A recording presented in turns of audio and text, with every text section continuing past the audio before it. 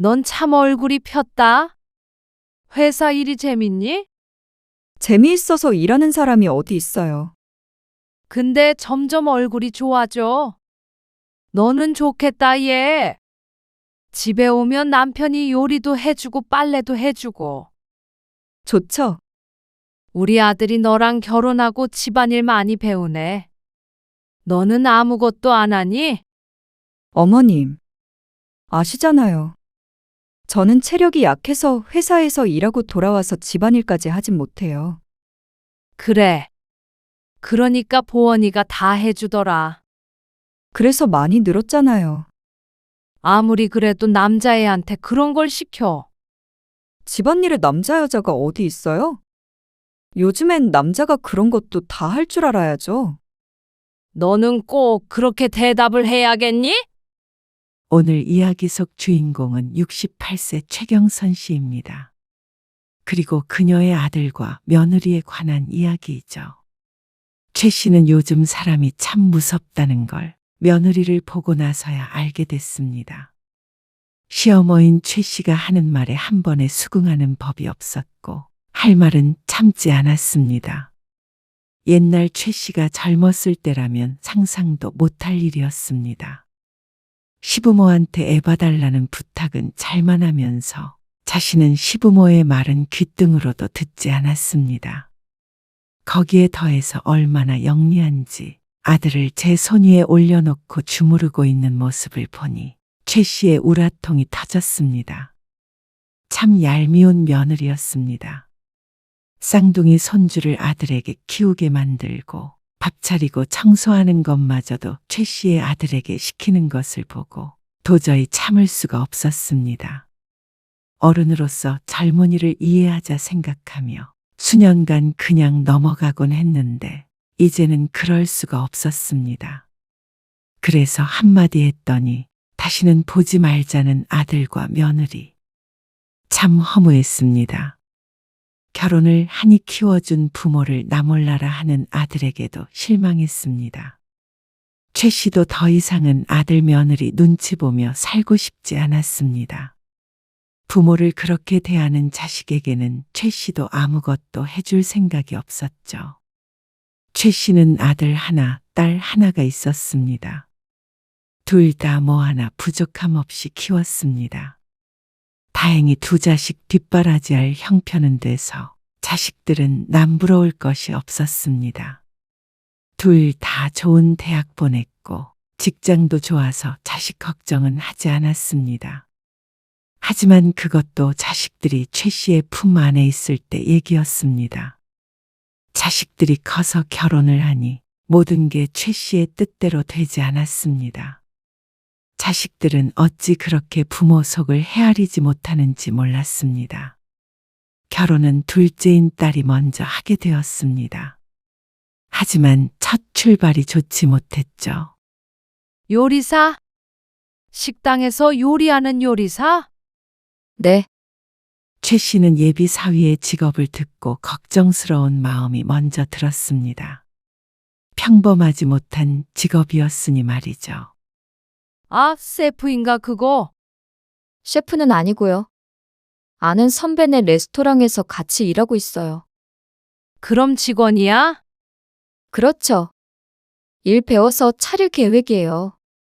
그러니까 지금은 식당 주방에서 일하는 직원이라는 소리였습니다. 그 소리에 최 씨는 잠시 할 말을 잃었습니다. 곱게 키운 딸을 식당 직원에게 시집 보낼 생각은 한 적이 없었으니 말이죠. 그럼 자기 식당이 있는 게 아니네. 그렇긴 한데 아직 배우는 단계예요. 부모로서 실망이 안 될 수가 없었습니다. 대단한 사람은 아니더라도 적어도 내 딸 고생 안 시킬 만한 사위를 봤으면 하는 마음이었습니다. 자기 식당이 있다고 해도 마음이 그런데 직원이라면 언제든지 잘릴 수도 있는 것이었습니다. 어느 부모가 그걸 바랄까 싶었죠.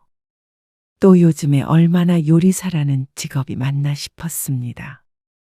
그게 미래를 보장해 줄까 걱정이었습니다. 그런 말을 딸에게 직접적으로 하지는 못하고 애둘러 말했습니다. 그런데도 딸은 최 씨에게 화를 냈습니다. 성실하게 일하고 있고 충분히 재능도 있어요. 꼭 변호사나 의사여야만 잘 사는 시대가 아니잖아요. 아무리 그래도 30 넘어서 제대로 된 직업이 없다는 게 마음에 걸렸습니다. 딸의 말을 들어보면 돈도 잘 버는 것 같긴 하지만 미래가 너무 불투명했습니다. 그래서 딸이 결혼할 때 다툼이 생길 수밖에 없었습니다. 자식 잘 되길 바라는 부모 마음이 쉽게 결혼을 허락하게 하지 않았죠. 그렇다고 정이랑 등지고 살 거야. 당신은 그러면 못 살아. 남편의 말대로 최 씨는 그럴 자신은 없었습니다. 아무래도 딸이다 보니 심적으로 더 친밀한 것이 있었습니다. 그리고 자식 이기는 부모가 세상에는 없었습니다. 너희 결혼할 때 엄마 아빠는 안 도와줄 거야. 그런 생각 안 했어요. 저도 모아둔 돈 있고 우리가 번 돈으로 결혼하기로 했어요. 양가 도움 안 받고 그쪽에서 한 푼도 안 준대? 안 주는 게 아니라 우리가 안 받기로 했어요. 그럼 집은? 그것도 저희가 알아서 할게요. 손 벌리지 않고 알아서 하겠다고 하니 할 말은 없지만 그래도 끝까지 탐탁지 않았습니다. 아들을 땡전 한 푼 없이 보내려는 사돈네가 신기할 따름이었습니다. 하지만 우려와는 다르게 딸은 결혼해서 잘 살았습니다. 결혼하고 1년이 안 돼서 사위가 작게 레스토랑을 차렸는데 그게 입소문을 타서 장사가 꽤나 잘 된다고 했습니다. TV에 출연도 했다기에 최 씨도 찾아보았죠. 그래도 누구 딸은 변호사한테 시집 갔다, 누구 딸은 의사한테 시집 갔다 하는 소리를 들으면 기가 죽을 수밖에 없었습니다. 그런데 아무래도 최 씨가 그쪽으로는 복이 없는 듯 했습니다. 아들이 며느리감이라고 여자친구를 데리고 왔는데 첫눈에 실망이 됐습니다. 평균에 한참 못 미치는 작은 키에 깡말라서 건들면 픽 쓰러질 듯 연약해 보였습니다. 최 씨의 딸은 키도 훌쩍 크고 늘씬한데 반해 며느리는 조금 과장하자면 꼭 어린아이 같았죠. 그런데 그게 보호 본능을 자극해서 그런가 아들은 그런 며느리를 애지중지했습니다. 부모가 앞에 있건 없건 어찌나 챙기던지 얄미울 지경이었습니다. 이쁘장 하더구만 뭘. 얼굴만 이쁘장하면 뭐해요? 그래가지고 애나 낳겠나 싶던데. 아이고, 혹시나 저 앞에서 그런 소리 하지 마라. 그럴 리가 있어요? 며느리를 처음 소개받은 날 부엌에서 남편과 최 씨가 속닥거렸습니다. 아무리 그래도 자신이 그런 소리를 며느리에게 하겠나 싶었습니다. 그런데 여리여리한 몸매처럼 연약할 줄 알았던 며느리는 생각과는 조금 달랐습니다. 아, 많이 먹어도 잘 안 찌더라고요. 어릴 때 좀 아파서 몸은 약한데 그래도 남들이 하는 거 다 해요. 무거운 것도 잘 들고요. 당돌하게 얘기하는 며느리의 말에 최 씨의 표정이 조금 변했는지 그걸 눈치채고 며느리가 말했습니다. 아, 심장이 좋지 않았는데 지금은 괜찮아요. 유전되는 것도 아니고요. 그제서야 최 씨도 마음속으로 안도했습니다. 아무래도 자식도 낳고 살아야 하니 부모로서 걱정이 안 될 수는 없었습니다. 보원 씨, 왜? 뭐 줘? 물 어디 있어? 잠깐만 내가 갖다 줄게. 있어라, 내가 줄 테니까. 자리에서 일어나려는 아들을 다시 앉히며 최 씨가 말했습니다. 그리고 그 뒤로도 아들은 며느리 옆에 딱 붙어서 말 한마디에 벌떡벌떡 일어났습니다. 저러다 머슴이라도 되는 게 아닌가 할 정도였습니다. 설거지 제가 할게요. 최 씨가 식사를 전부 준비했으니 자신이 설거지를 하겠다고 며느리가 나섰습니다. 그러자 아들이 얼른 말리며 말했습니다. 앉아 있어. 내가 할 테니까. 생전 집에서 설거지 한 번 한 적 없더니 별일이었습니다. 부모 힘든 건 몰라도 집마누라 힘든 건 아나 싶어서 얄밉기도 했습니다. 최 씨가 아들에게 눈을 흘기자 아들이 민망한 표정을 지으면서도 슬그머니 고무장갑을 가져갔습니다. 어설픈 손길에 최 씨가 아들을 살짝 밀며 말했습니다. 이리 줘. 내가 할 테니까. 장갑이 잘 맞지도 않아 낑낑거리며 벗어서 건네주기에 최 씨가 설거지를 했습니다. 그 사이에 며느리는 편하게 소파에 앉아서 최 씨의 남편과 이야기를 나누고 있었죠. 상전이 따로 없다 생각했습니다. 그리고 밥 차리고 설거지까지 모두 최 씨가 하게 되니 자신은 무술이었고 말이죠. 한숨이 절로 나왔습니다. 벌써부터 이렇게 휘둘리면 나중에는 아주 부인한테 잡혀 살겠다 싶었습니다. 그래서 집은 어떻게 할 거야? 과일을 먹으며 최 씨가 물었습니다. 그러자 아들이 대답했습니다. 전세로 천천히 알아보려고요. 아직 많이 남았으니까요. 그런데 아들은 최 씨가 뭐라고 얘기를 꺼내기도 전에 양가 부모에게서 도움을 받지 않겠다고 했습니다. 그러자 옆에서 과일을 깎던 며느리도 고개를 끄덕였습니다. 너 결혼하면 보태주려고 모아둔 거 있어. 아니요. 저희는 저희 힘으로 하기로 했어요. 모아둔 돈은 있어? 네, 걱정 마세요. 부모님도 그렇게 생각하셔? 네, 저희가 그러겠다고 말씀드렸어요. 그래가지고 괜찮은 집 구할 수나 있겠어? 형편껏 사는 거죠. 살면서 늘리는 재미도 있을 거고요. 둘이 버는데 어떻게든 살죠? 며느리가 가벼운 말투로 얘기했습니다. 참 태평하다 싶었습니다. 요즘 세상에 그렇게 조금씩 늘려서 애 키우며 어떻게 사나 싶었습니다. 최 씨가 몇 번 더 말을 꺼내자 며느리가 단호하게 대답했습니다. 아니요, 어머님. 그러지 마세요. 저는 부모님 돈 필요 없습니다. 너무 차가운 말에 최 씨도 입을 다물었습니다. 남편도 그만하라고 최 씨에게 눈치를 줬고 말이죠. 준다는데도 이렇게까지 거절할 일인가 싶었습니다. 참 별난 며느리가 다 있는 것 같기도 하고 아니면 친정이 너무 어려워서 양쪽에 받지 않으려 하나 생각이 되기도 했습니다. 그런데 아들 며느리가 돌아가는 길에 최 씨가 둘의 대화를 우연히 듣게 되었습니다. 부모의 지원을 받지 않는 이유에 대해 말이죠. 양가 도움받으면 그만큼 부모님한테 간섭받을 각오 해야 해. 알지. 나도 그렇게는 생각 못 했는데. 당연하지. 부모님도 사람인데. 해주면 바라게 되고 서운하게 될 거 아냐. 우리가 알아서 살아야 행복해. 맞아. 맞는 말 같긴 한데 묘하게 기분이 가라앉았습니다. 결혼하기도 전부터 선을 긋는 느낌이었습니다. 그래도 돈을 달라는 것도 아니고 주지 말라는데 뭐라고 할 명분은 없었습니다. 둘이 알아서 잘 살겠다니 할 말이 없었죠.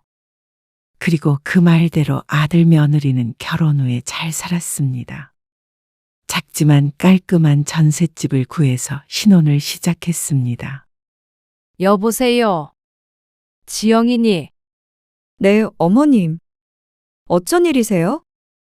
아, 오늘 오후에 잠깐 너희 집에 들리려고. 저희 집에요? 오후에 아무도 없죠. 일하는데. 알어. 반찬 좀 주려고 그러지. 놓고 갈게. 아니에요. 퇴근하고 보원 씨한테 들렀다 오라고 할게요. 아, 바쁜 애를 뭐하러 보내? 내가 그쪽 지날 일이 있어서 그래. 비밀번호만 알려줘. 비밀번호요? 그래. 요것만 넣어 놓을 테니까. 정 두고 가시려면 관리실에다가 맡겨주세요. 뭐? 며느리의 말에 최 씨가 놀라 되물었습니다.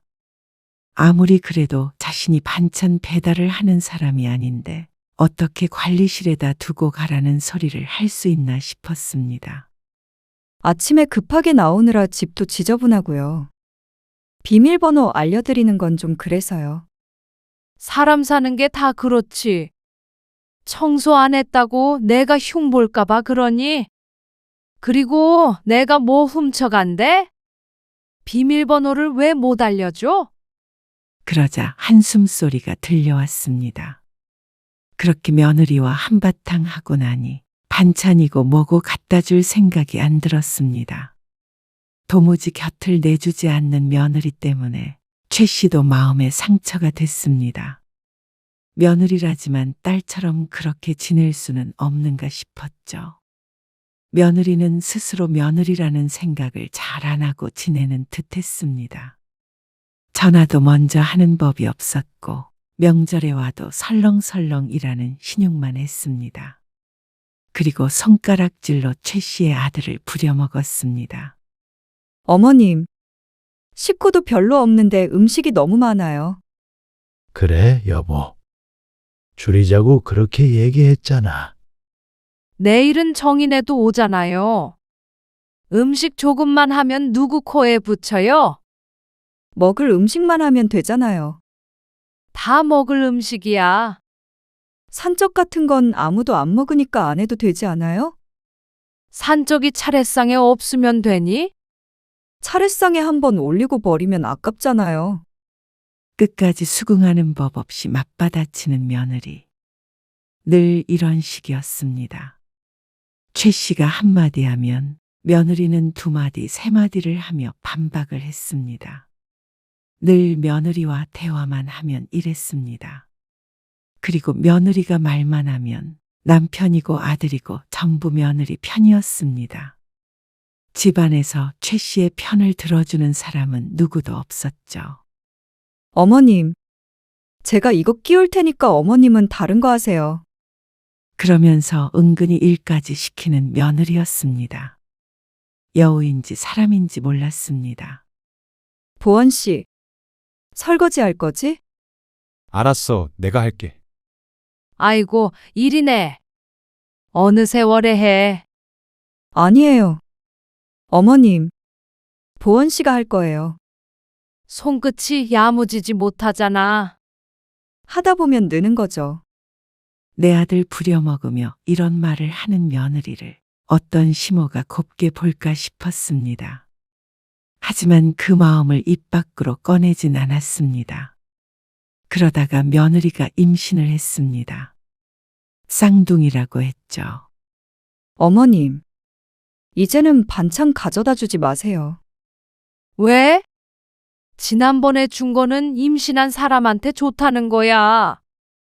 어차피 먹을 사람이 없어요.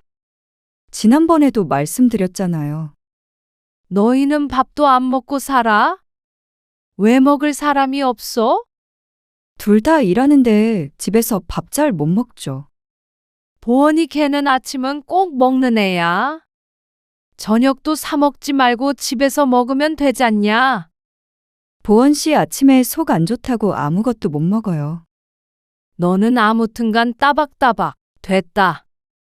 그러면 내가 준 건 다 버렸냐?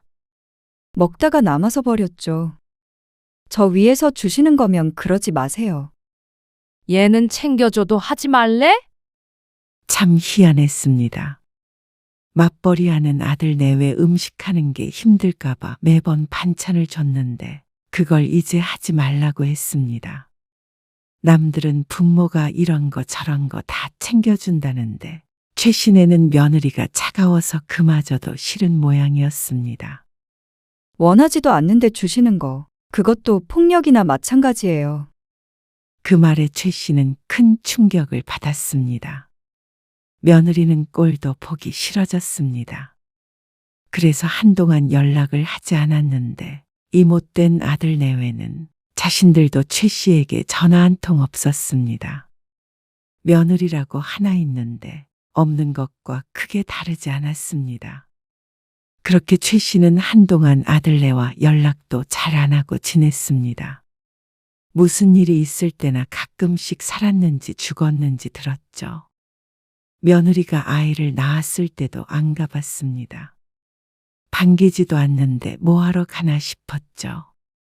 그런데 손주들까지 생겼는데 그렇게 아들네와 등진 채로 살 수가 없었습니다. 딸은 일찍 결혼했는데도 애를 낳지 않으니 쌍둥이가 유일한 손주였습니다. 게다가 친손주들이었기에 마냥 외면할 수가 없었습니다.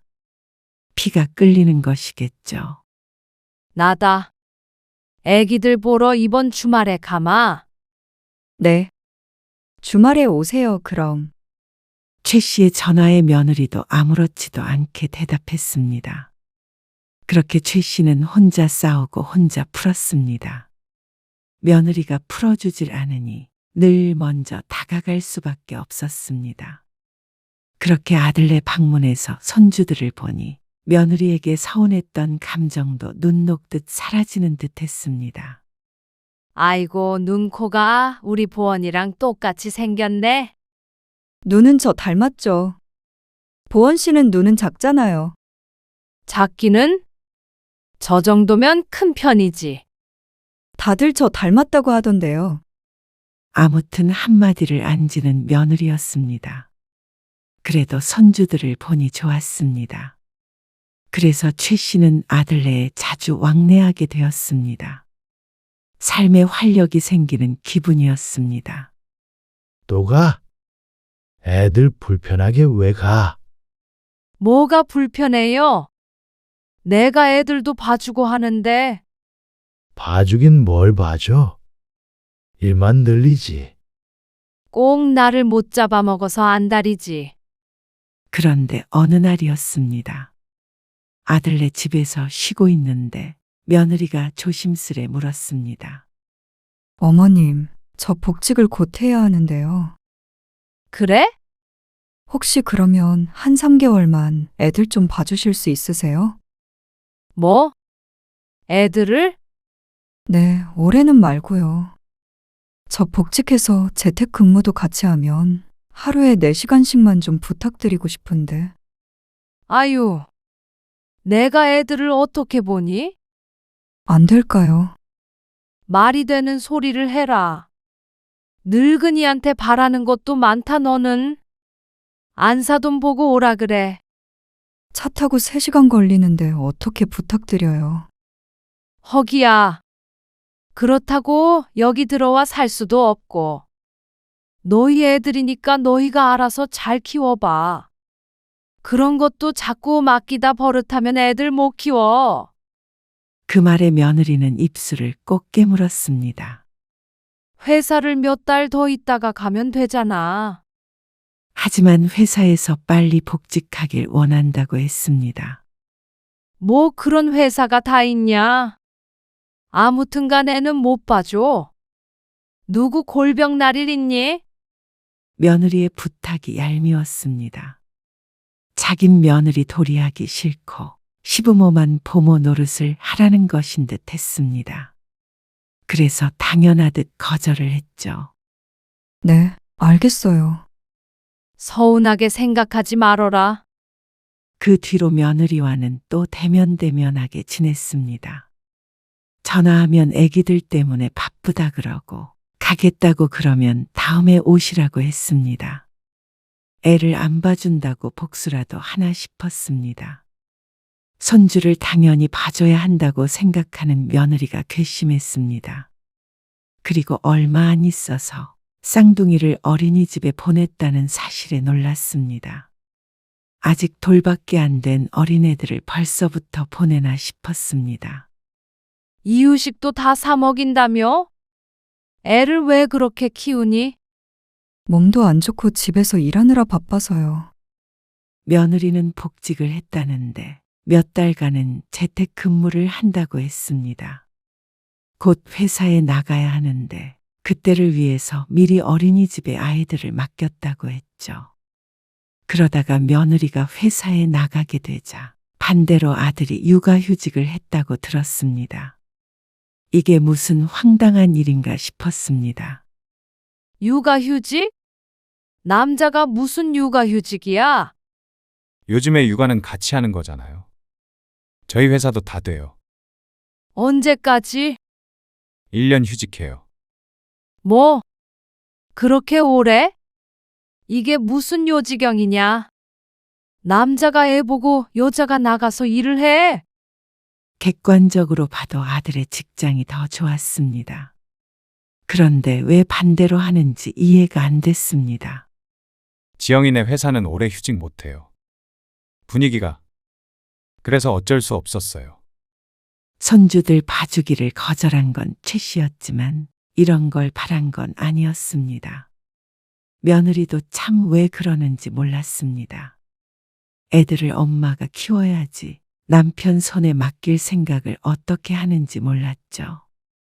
차라리 내가 봐줄게. 그제서야 며느리에게 애들을 봐주겠다고 하자 며느리는 단칼에 거절했습니다. 이미 저는 복직했고 보원 씨는 휴직했어요. 안 봐주셔도 돼요. 그래도 애를 어떻게 보니? 자기 새끼인데 왜 못 봐요? 봐준다고 해도 싫다고 하니 어느 장단에 맞춰야 할지 몰랐습니다. 아들도 최 씨의 도움은 이제 필요 없다고 하는데 은근히 섭섭하기도 했죠. 보원이도 이참에 일도 쉬고 좋지. 애들이랑 시간도 보내고. 남편은 대수롭지 않게 생각했습니다. 그런데 가만 생각해 보면 그게 크게 틀린 말도 아니었습니다. 늘 바쁘게 일하던 아들이 쉬엄쉬엄 집에 있는 것도 나쁘지 않다고 생각했습니다. 며느리가 아니라 아들이 집에 있으니 오히려 놀러 가기도 편하겠다 싶었습니다. 늘 며느리한테 연락해서 방문하기에 눈치가 보이기도 했는데 잘 됐다 생각했습니다. 아들이랑 손주들이랑 같이 시간을 보내면 그만큼 행복한 노후가 없겠구나 싶었죠. 또 오신다고요? 또? 말이 좀 그렇다? 아니, 어제도 오셨잖아요. 낮에 애들 데리고 병원 갔다 와야 해요. 그럼 저녁에 갈게. 그러자 아들이 한숨을 푹 쉬며 알았다고 했는데 그게 어쩐지 마음에 남았습니다.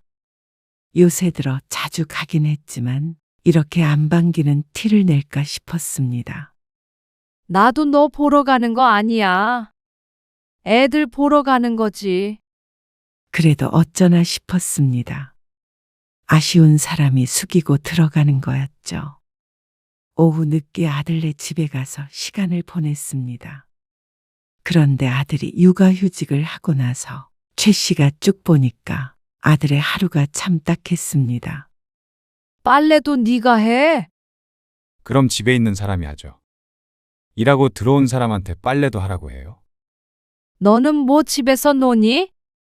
애들 뒤치다꺼리 하느라고 종일 종종거리면서. 저 회사 다닐 땐 지영이가 다 했어요. 그건 원래 지영이 걔가 하는 일이고. 원래가 어디 있어요. 아무튼간 팔불출이야. 그리고 조금 시간이 지나자 며느리가 퇴근해서 집에 왔습니다. 그러자 아들이 밥을 차리기 시작했습니다. 그동안에는 낮에만 있다가 가서 몰랐는데 식사 준비까지 아들이 하는 모양이었습니다. 참 기가 막힐 노릇이었습니다. 며느리가 씻고 나와서 뽀얀 모습으로 거실에 앉아 아이들과 놀아주고 있었습니다. 소파에서 그 모습을 지켜보던 최 씨가 며느리에게 말했습니다. 넌 참 얼굴이 폈다. 네? 저요? 그래. 회사 일이 재밌니? 재미있어서 일하는 사람이 어디 있어요. 근데 점점 얼굴이 좋아져. 너는 좋겠다, 얘. 집에 오면 남편이 요리도 해주고 빨래도 해주고. 좋죠? 우리 아들이 너랑 결혼하고 집안일 많이 배우네. 며느리 보고 찔리라고 한 소리였는데 며느리는 태연하게 맞받아쳤습니다. 그럼요. 이제 잘해요. 너는 아무것도 안 하니? 어머님 아시잖아요. 저는 체력이 약해서 회사에서 일하고 돌아와서 집안일까지 하진 못해요. 그래. 그러니까 보원이가 다 해주더라. 그래서 많이 늘었잖아요. 그거 늘어서 어디다 써? 아무리 그래도 남자애한테 그런 걸 시키니? 집안일에 남자 여자가 어디 있어요? 요즘엔 남자가 그런 것도 다 할 줄 알아야죠. 그 말에 참지 못하고 최 씨가 버럭 언성을 높였습니다. 너는 꼭 그렇게 대답을 해야겠니? 그러자 며느리가 잠시 말이 없었습니다. 어쩐지 지친 기색이 얼굴에 보였습니다. 그러고 나서 조금 뒤에 며느리가 조용히 말했습니다. 어머님은 제가 미우세요? 뭐? 큰 소리로 대꾸하긴 했지만 속으로는 뜨끔했습니다. 살림 대신해 주실 거 아니면 그런 말 마세요. 안 그래도 내가 보원이 그러고 있는 거 안쓰러워서 해주겠다고 했더니 싫다 그러더라. 그러면 할만한가 보죠. 뭐? 넌 남편한테 그런 걸 시키고 싶니? 저도 그런 거 다 했는데 뭐가 문제예요. 다른 집 살림하라는 것도 아니고 저희 집인데요. 육아휴직을 하려거든 네가 해. 남자가 바깥 일을 해야지. 직장도 보원이가 훨씬 좋잖냐? 네. 보원 씨 직장이 더 좋아서 육아휴직해도 돈 나오고요. 저는 더 육아휴직하면 잘려요. 보원 씨 혼자 힘들게 저희 먹여 살리는 거 보고 싶으세요? 뭐야? 이게 정말 말끝마다 말대꾸야? 너는 그냥 네하고 대답하면 어디가 덧나니? 제가 뭐라고 대답하든 어머님 마음에 안 드실 거잖아요. 뭐야? 잘해도 욕먹고 못해도 욕먹고 이제 좀 지치네요. 참나? 네가 시집 와서 잘한 게 뭐가 있냐? 보원이 고생만 시키고 말이야. 애가 화장실 청소하는 거 보고 내가 식겁했다. 사돈은 뭐 하고 있는지 몰라. 차라리 사돈이 와서 집안일을 해줘야지. 딸내미 약하게 낳아서 집안일도 못하겠다고 그러면 사돈 탓 아니니? 왜 남의 집 귀한 아들을 고생시켜? 때마침 거실에 나온 아들과 눈이 마주친 최 씨는 크게 놀랐습니다. 아들의 눈빛이 무시무시했습니다. 가세요. 뭐? 제 집에서 나가시라고요. 네 집? 네. 여기 저희 집이에요. 이제 오지 마세요. 이러려고 집을 살 때 지원을 안 받겠다고 한 모양이었습니다. 여우에 홀려도 단단히 홀린 듯 했습니다. 아들과 엄마 사이를 이간질하는 얌체 같은 며느리를 모르고 아들은 최 씨만 나무랐습니다. 어떻게 키웠는데 엄마한테 저런 눈을 할 수 있나 몰랐습니다. 눈빛으로 사람을 해할 수 있다면 아들은 그렇게 할 듯 했습니다. 아들이 최 씨의 가방을 들더니 현관문을 열었습니다. 너 두고 보자. 최 씨가 며느리를 향해 표독스럽게 내뱉고 집을 나왔습니다. 살다 살다 이렇게 억울한 일은 처음이었습니다. 아들에게 쫓겨난 부모라니. 아들에게도 너무나 실망이 컸습니다. 어떻게 낳아주고 키워준 부모를 이런 취급을 할 수 있나 싶었습니다. 아무래도 아들이 결결혼한다 했을 때 꼭 반대를 했어야 했습니다. 집으로 돌아온 최 씨는 다시 아들에게 전화를 걸어서 자초지종을 설명했습니다. 최 씨가 그렇게 얘기한 데에는 충분한 이유가 있었으니 말이죠. 하지만 아들은 그런 최 씨의 말을 듣고도 매정했습니다. 번호 차단할 거예요. 이제는 연락하지 마세요. 뭐야? 너 어떻게 엄마한테 그럴 수가 있어? 저희도 숨 좀 쉬면서 살고 싶어요. 최 씨가 목이라도 조르는 듯한 말에 놀랐습니다. 아들은 일방적으로 전화를 끊더니 정말로 그 뒤로 전화를 받지 않았습니다. 딸에게도 얘기했지만 딸은 오히려 최 씨의 잘못이라고 나무랐습니다. 너도 똑같아. 자식들이 어쩜 부모한테 이럴 수가 있어? 너희 그렇게 잘 먹고 잘 사는 게 누구 덕이야? 너도 그렇게 키워놨더니 별 볼 일 없는 놈한테 시집가고 말이야. 다 불효자들이야 너희들은. 엄마, 나도 엄마한테 전화 안 하고 싶어요. 뭐? 너무 서러웠습니다. 남편이라고는 집안일에 전혀 관심이 없었고 자식이라고 둘 있는 것들마저도 부모를 이렇게 외면하나 싶었습니다. 자신의 말년이 왜 이렇게 됐는지 가슴이 아팠습니다. 아무래도 둘 다 결혼을 잘못 시킨 것 같았습니다. 최 씨는 며느리에게 전화를 걸었습니다. 다행히도 며느리는 차단하지 않았는지 전화를 받았습니다. 너 그러면 나중에 유산 한 푼이라도 받을 수 있을 거라고 생각하니? 그러자 며느리의 한숨인지 비웃음인지 모를 숨소리가 들려왔습니다. 어머님은 끝까지 변하질 않으시네요. 내가 뭘? 그러면 내가 효도도 안 하는 못된 자식들한테 돈도 줘야 하니? 돈 달라고 한 적 없어요. 어머님 많이 쓰세요. 너 이게 정말 끝까지 말대꾸야? 이제 말대꾸 할 일 없어요. 건강하세요. 며느리는 전화를 끊었고 아들처럼 최 씨의 전화를 차단했습니다. 아들 며느리 딸에게까지 버림을 받은 기분이었습니다. 자신이 뭘 잘못했길래 자식들이 다 등을 돌리나 싶었습니다. 최 씨는 자식들을 위해서 희생한 기억밖에 없는데 말이죠. 잘못 키워도 단단히 잘못 키운 듯 했습니다. 자식들 좀 그만 볶고 당신도 당신 인생 살아. 당신은 내 맘 헤아릴 생각도 없죠? 당신이나 제발 좀 다른 사람 마음 헤아려 봐. 남편마저도 최 씨의 편이 아니었습니다. 그 뒤로는 남편조차도 집에서 최 씨를 투명인간 취급했습니다. 부부가 아니게 되었죠. 최 씨는 그렇게 가족들에게 버림받았습니다.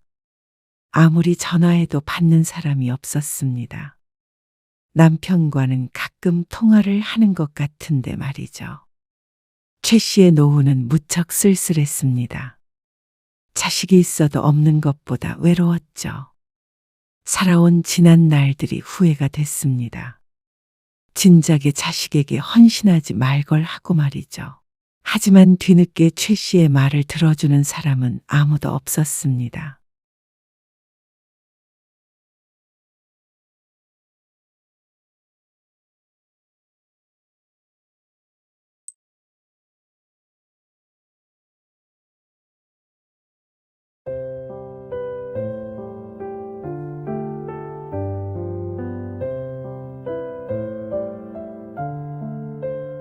정말 예민하다, 엄마. 민혁 씨한테 어떻게 말을 해? 엄마 아빠가 자기랑 같이 밥 먹는 게 싫어서 명절에 오지 말라 그랬다고 해. 그렇게 말하려면 그렇게 해. 김서방 어디 가서 그러면 욕 먹어. 그러니까 충격요법이라도 써야지. 그렇게 어떻게 말해? 말 안 하고 그냥 살아도 그건 너 자유고. 어쨌거나 엄마 아빠는 같이 밥 못 먹겠으니까 네가 어떻게 말하든 신경 안 쓸게. 왜 이렇게 매정해? 그래, 정 넘치는 너는 네 남편이랑 알콩달콩 맛있는 거 많이 먹고 살아. 오늘 이야기 속 주인공은 59세 양명화 씨입니다. 그리고 그녀의 사위에 관한 이야기이죠. 양 씨는 사위와 같은 식탁에 앉아 밥을 먹는 게 싫었습니다. 너무 꼴보기가 싫었습니다. 사위가 사고를 치거나 천하의 나쁜 놈이라 그런 게 아니라 함께 밥 먹는 것이 특별히 불편했습니다. 사위의 견디기 힘든 식사의 절 때문이었습니다. 양 씨는 살면서 이렇게 더러운 습관을 가진 사람은 처음이었습니다. 이런 사람이 내 사위가 될 것이라는 생각은 해본 적도 없었죠.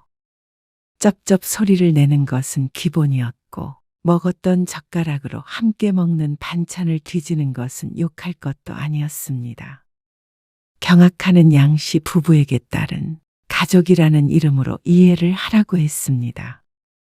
하지만 딸이 그래도 이해를 못할 텐데 사위가 그러는 걸 보며 같이 식사를 하고 싶지는 않았습니다. 그래서 필연적으로 식사를 해야 하는 일을 없애야 했습니다. 가장 첫 번째가 명절이었습니다.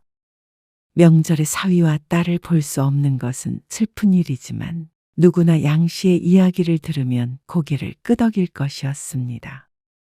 양 씨는 딸이 하나 있었습니다. 딸이 하나라 곱게 키우고 그런 것은 없었습니다.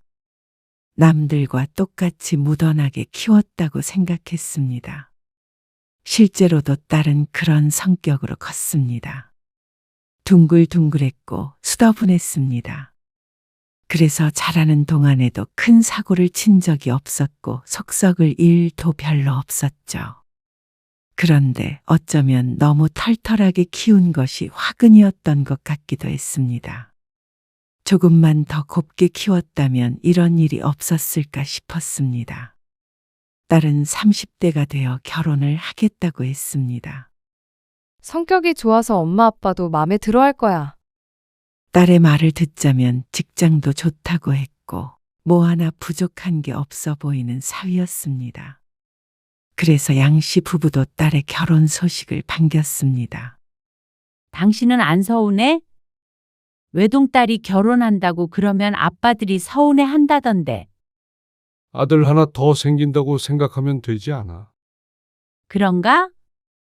양 씨는 정말로 그렇게 생각했습니다. 그래서 딸이 사위를 데리고 인사를 오겠다기에 며칠 전부터 설레었습니다. 음식이 좀 부족할까? 지금도 식탁 주저앉으려고 해. 먹성이 좋대잖아. 아무리 먹성이 좋아도 그걸 어떻게 다 먹어? 양 씨가 식탁을 보며 고심하자 남편이 말렸습니다. 조금 과장을 보태자면 정말로 상다리가 부러질 듯 차려져 있었습니다. 처음 사위를 만나는 자리인이 정성을 다해서 차렸죠. 몇 분 뒤에 도착한 사위는 인상이 참 좋아 보였습니다.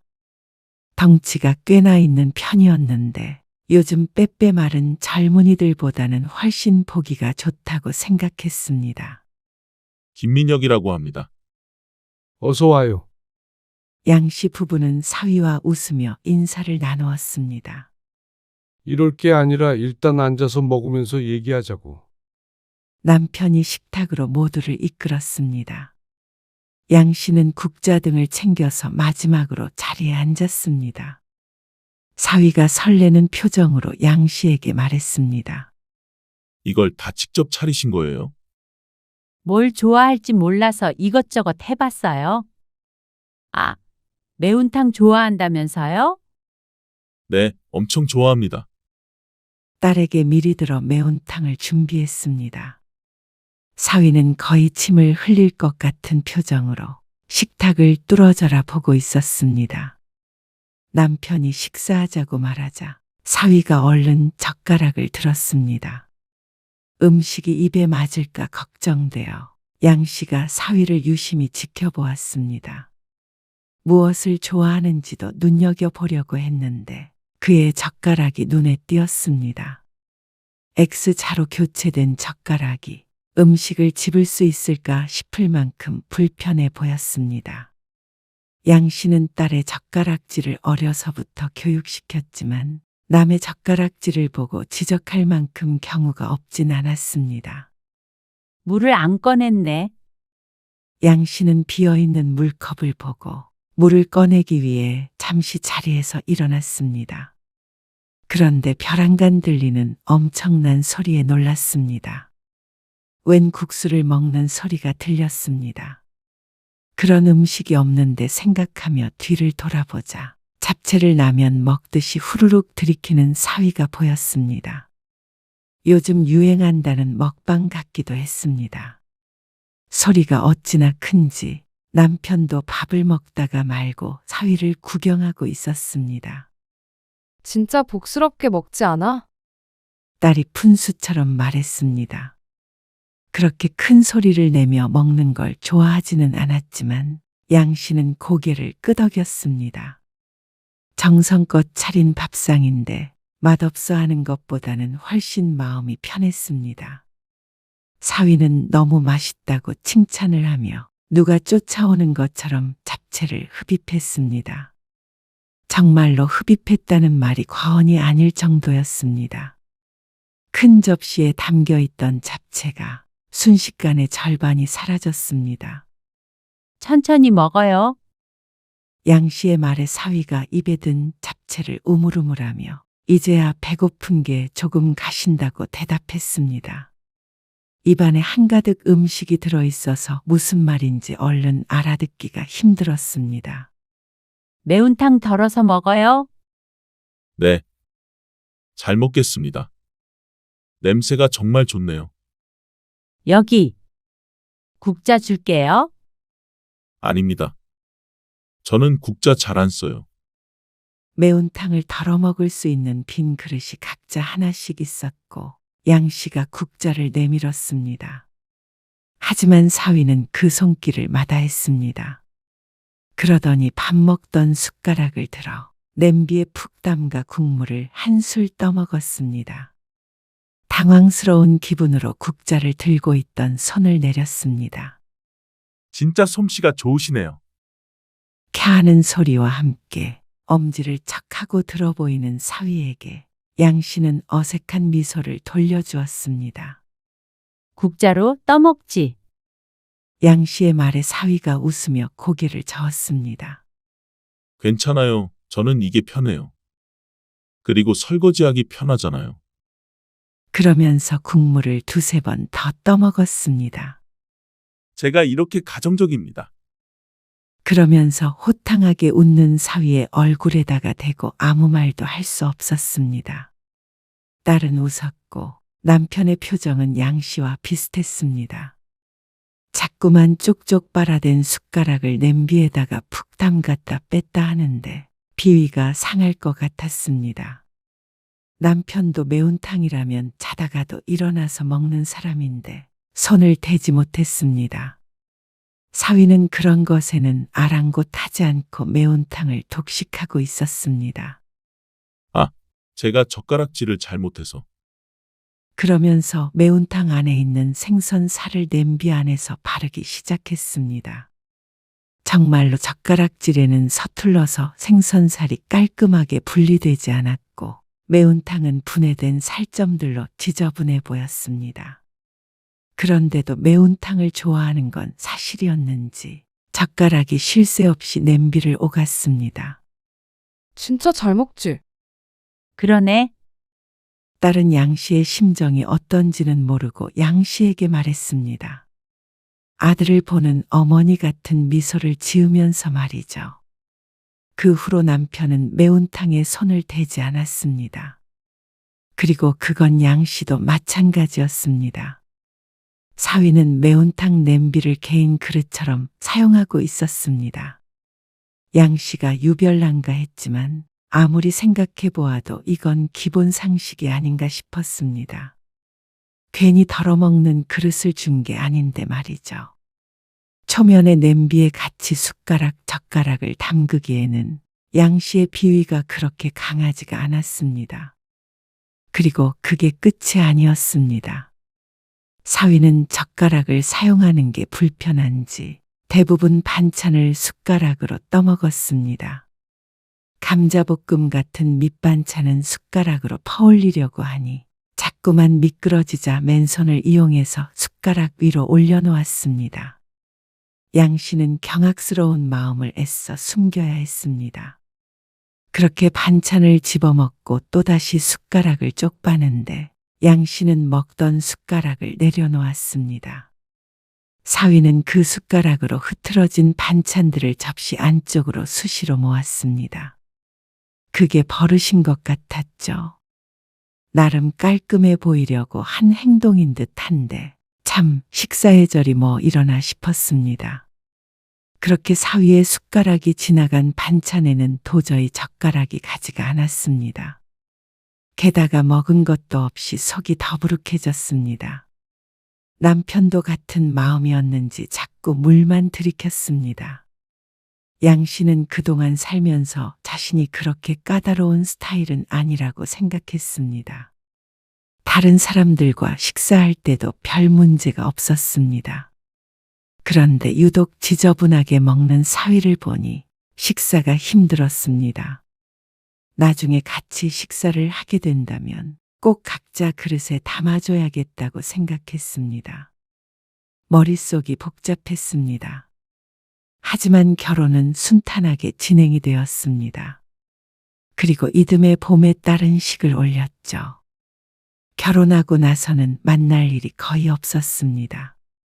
딸과 사위도 직장 다니느라 바쁘고 양씨 부부도 바빠서 평소에는 얼굴을 잘 보지 못했습니다. 전화 통화는 자주 하지만 만나는 건 어쩌다 한 번이었고 보통은 밖에서 커피를 마시고 헤어졌습니다. 제대로 같이 시간을 보내는 것은 명절이 고작이었습니다. 그런데 양 씨는 1년에 2번밖에 없는 명절이 곤욕스러웠습니다. 자주 못 보는 게 다행이라고 생각이 될 정도였습니다. 결혼하고 처음으로 맞는 명절이었습니다. 명절 연휴 첫날은 양 씨 부부 둘이서 오붓한 시간을 보냈습니다. 그리고 당일이 되었을 때는 딸과 사위의 방문을 기다렸습니다. 점심시간이 넘어서 도착할 거라고 했던 딸에게서 전화가 왔습니다. 엄마, 우리 일찍 출발해서 좀 빨리 도착할 것 같은데 점심 같이 먹어야 할 것 같아. 점심은 휴게소에서 먹겠다던 딸이었기에 양 씨는 화들짝 놀랐습니다. 느긋하게 쉬고 있었는데 갑자기 점심을 준비해야 하니 말이죠. 아이고, 이럴 때가 아니네. 1시간이면 도착한대. 정말? 서둘러 준비해야겠다. 양 씨는 얼른 몸을 일으켰습니다. 남편도 옆에서 양 씨를 거들었습니다. 그래도 명절이라 이것저것 준비를 했는데 요리를 하려면 한참 걸릴 것이었습니다. 엄마, 우리 왔어. 어머, 벌써 왔니? 그런데 딸은 전화로 얘기했던 시간보다도 일찍 도착했습니다. 아직 요리를 상을 차리려면 좀 더 있어야 했습니다. 아, 배고프다. 사위가 들어서면서 한 첫말이었습니다. 인사는 그 뒤로 이어졌습니다. 잘 지냈어? 남편이 사위에게 인사를 건넸습니다. 그리고 부엌에서 나와본 양 씨는 사위를 보고는 조금 놀랄 수밖에 없었습니다. 2-3달 전에 한 번 보았는데 그때보다 살이 많이 찐 모습이었습니다. 그때도 결혼 전보다 통통해졌다고 생각했는데 지금은 순간 누구인지 못 알아볼 만큼 살이 올라 있었습니다. 아, 배고프다. 아침을 너무 부실하게 먹어서 그런지 배가 너무 고프네요. 사위는 집에 들어서는 그 순간부터 배고프다고 노래를 불렀습니다. 아침에 먹은 떡국 때문에 너무 빨리 배가 꺼졌다며 말이죠. 자기 엄청 많이 먹었잖아. 그래도 떡국은 배가 금방 꺼져. 사위가 그러자 양 씨의 마음이 너무 조급해졌습니다. 잠깐만 기다려. 금방 밥 차리니까. 양 씨는 바쁘게 요리했습니다. 남편도 옆에서 분주하게 반찬을 놓았습니다. 식탁엔 밑반찬이 몇 개 차려져 있었습니다. 양 씨는 국을 끓이며 옆에서 고기를 볶고 있었습니다. 그런데 사위가 옆으로 오더니 수저통에서 숟가락과 젓가락 한 세트를 쏙 빼갔습니다. 양 씨가 의아한 표정으로 뒤를 돌아보았는데 사위가 밥솥에서 밥을 한 그릇 푸더니 자리를 잡고 앉았습니다. 아직 덜 됐으니까 거실에서 기다려. 식탁에 앉아서 기다리나 싶어서 양 씨가 말했습니다. 그런데 이어지는 사위의 행동에 양 씨의 얼굴엔 물음표가 떠 있었습니다. 혼자서 식사를 시작한 사위. 양 씨도 남편도 하던 일을 멈추고 사위를 쳐다보았습니다. 제가 배고픈 건 잘 못 참아서요. 에이, 기다렸다가 같이 먹지. 나는 어차피 오래 먹으니까 지금부터 먹고 있어야 속도가 맞아. 그러면서 웃는데 양 씨는 조금 기가 질리는 기분이었습니다. 남편이 그랬다면 숟가락을 빼빼섰을 텐데 사위라 잔소리를 하는 게 불편했습니다. 내 자식이 아니기 때문에 따끔하게 얘기하기가 어려웠죠. 남편도 당황한 듯 했습니다. 이런 경우는 처음이었습니다. 식사 준비하는 사람을 두고 혼자서 밥을 먹는다는 게 양 씨의 상식에서는 이해가 가지 않는 일이었습니다. 하지만 딸은 그런 사위를 두고 별 생각이 없는 듯 했습니다. 예의가 아니면 충분히 알 텐데 말이죠. 양 씨는 그냥 서둘러 밥을 차리자 싶었습니다. 손이 빨라졌습니다. 10분쯤 지나서 상이 다 차려졌습니다. 찌개가 아닌 국이라 각자 앞에 하나씩 있었고 생선을 구운 것도 하나씩 덜어서 따로 줬습니다. 그런데 모든 반찬을 각자 줄 수는 없었습니다. 한창 식사를 하던 사위는 양 씨가 마지막으로 놓은 접시를 보더니 젓가락을 뻗었습니다. 고추 장아찌였는데 한 입 베어 물더니 또다시 맛있다고 엄지를 세웠습니다. 그 모습에 뿌듯했던 것도 잠시. 한 입 베어 문 고추를 다시 접시에 가지고 가서 양념을 묻히는 것에 얼굴에 실금이 갈 것 같았습니다. 맛있으면 그 앞으로 좀 덜어줄까? 양 씨가 애써 속마음을 감추며 물었습니다. 따로 줘야 할 것 같았는데 사위는 됐다며 웃었습니다. 또 설거지 얘기였습니다. 사위와 식사를 할 때마다 충격을 받는 듯했습니다. 별거 아니라고 생각할 수 있겠지만 양 씨도 스스로가 이렇게 비위가 약한 사람인지 처음 알았습니다. 그래도 가족이다 생각하자 싶었습니다. 그러면 더럽다고 핀잔하긴 해도 아예 안 먹지는 않을 테니 말이죠. 그런데 사위는 거기에서 그치지 않았습니다. 다 먹은 고추장아찌 꼭지를 자신의 앞에 두는 게 아니라 반찬이 담긴 접시 끝에 걸쳐 놓았습니다. 이게 무슨 일인가 싶었습니다. 꼭지가 깨끗하게 떼진 것도 아니었고 고추에 이 자국이 그대로 있는 상태였습니다. 양 씨가 조심스럽게 꼭지를 집어다가 식탁에 두었습니다. 혹시나 실수였나 싶었지만 그 다음도 또 그 다음도 똑같은 행동을 했습니다. 그러면 다른 사람들은 그 반찬을 어떻게 집어먹으라는 것인지 몰랐죠. 그쯤 되자 사돈네에서 어떻게 가르쳤나 하는 생각이 들 수밖에 없었습니다. 너무나도 당연하다는 듯한 행동을 보면 어려서부터 그렇게 해왔던 것 같았습니다. 장모님은 왜 고기를 안 드세요? 먹고 있어. 사위의 말에 양 씨가 고기 볶음을 집어서 입에 넣었습니다. 그런데 사위가 고개를 저으며 대꾸했습니다. 그 고기 말고요. 국에 있는 고기요. 소고기잖아요. 아, 보라 엄마는 물에 빠진 고기는 잘 안 먹어. 정말요? 맛있는데. 잘 안 먹게 되네. 앞에 놓인 소고기 묵국을 양 씨가 숟가락으로 휘저으며 말했습니다. 소고기를 피해서 뜬다고 떴는데 몇 점 들어있었죠.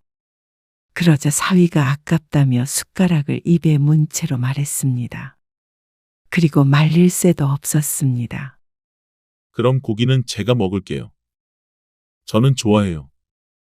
그러더니 입에 있던 숟가락으로 양 씨의 국그릇에 있던 소고기를 건졌습니다. 두세 점을 건지기 위해서 이리저리 숟가락이 국 속을 왔다 갔다 했습니다. 입맛이 뚝 떨어졌습니다. 남편은 눈을 질끈 감았죠. 나름 친근함의 표현인 것 같기는 했지만 너무 놀랐습니다. 양 씨는 다시는 국에 숟가락을 넣지 않았습니다. 양 씨는 일찍 젓가락을 놓았습니다. 그러자 폭격이라도 맞은 듯한 식탁이 눈에 들어왔습니다. 이 반찬에 양념이 저 반찬에 묻어 있었고 저 반찬이 또 이 반찬 안에 들어가 있었습니다. 숟가락으로 맛있게 반찬을 퍼먹는 사위는 아무것도 모른 채로 열심히 식사 중이었습니다. 정점은 식사가 거의 끝나갈 때쯤이었습니다. 물을 마시고 보글보글 소리를 내며 입안을 가글하더니 꿀꺽 하는 소리에는 속이 미식거렸습니다. 그리고 젓가락으로 이를 쑤시려고 이리저리 노력하는 모습을 보고는 양 씨는 자리에서 일어서 버렸습니다. 그만 먹어야겠다. 그러자 남편도 슬그머니 양 씨를 따라서 일어났죠. 식사를 마친 뒤에 딸과 사위는 좀 쉬겠다며 방으로 들어갔습니다. 체한 것 같아. 소화제 있지? 나도 하나 먹어야겠어. 당신도? 남편도 양 씨도 속이 좋지 않아 소화제를 찾아 먹었습니다. 아무래도 안 되겠다. 그래서 양 씨는 딸만 살짝 불러서 얘기했습니다. 도저히 참지 못했습니다. 앞으로도 이렇게 식사할 일이 평생에 걸쳐 있을 텐데 그때마다 소화제를 먹고 싶지는 않았습니다. 그런데 딸은 양 씨의 말을 듣고는 오히려 양 씨를 이해하지 못하겠다고 했습니다. 가족인데 뭐 어때? 양 씨도 남편과는 찌개도 한 냄비에다가 놓고 먹고 했습니다. 하지만 다른 사람들과는 그렇게 먹지 않았습니다. 사위가 가족이기는 하지만 식사를 하는데도 격이 없고 싶지는 않았습니다. 엄마가 너무 예민한 것 같은데? 딸은 도무지 모르겠다는 표정이었습니다. 딸은 그게 아무렇지 않으니 결혼을 했겠지만 양 씨는 사양이었습니다.